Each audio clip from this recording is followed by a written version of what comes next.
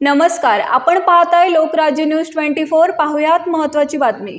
महापालिकेचे कर्मचारी असल्याचे भासून औंध येथील BSNLच्या जुन्या लँडलाईनच्या अंडरग्राऊंड केबल चोरून नेणाऱ्या परराज्यातील टोळीला चतुर्शृंगी पोलिसांनी पकडले। नसरुल मोहम्मद, संजीव कुमार वर्मा, फहीम शेख, वारिस मोहम्मद अशी अटक केलेल्यांची नावे आहेत। त्यांच्याकडून महापालिकेचे मजूर वापरत असलेले helmet, reflecting jacket, line baton, barricades, हातोडा, करवत, पहार, लोखंडी सत्तूर तसेच एक टेम्पो, एक रिक्षा, एक क्रेन आणि चोरीला गेलेला माल असा 29,35,700 रुपयांचा माल जप्त केला आहे। BSNL या सरकारी कंपनीने त्यांच्या लँडलाईन फोनसाठी महापालिकेच्या डकमधून केबल टाकल्या आहेत।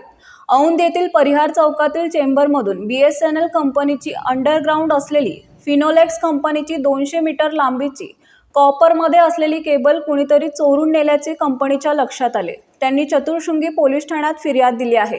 या गुन्ह्याचा तपास करीत असताना तपास पथकातील अधिकाऱ्यांना बातमीदारांमार्फत माहिती मिळाली। त्यावरून संगमवाडी येथे आलेल्या आरोपींना पोलिसांनी पकडले। त्यांच्याकडे चौकशी केल्यावर त्यांनी इतर 2 साथीदारांसह हा गुन्हा केल्याची कबुली दिली आहे। महाराष्ट्रातील महत्त्वाच्या आणि ताज्या बातम्या पाहण्यासाठी आजच आमच्या लोकराज्य न्यूज 24 न्यूज चॅनलला YouTube वर सबस्क्राइब करा आणि बेल आयकॉन प्रेस करा।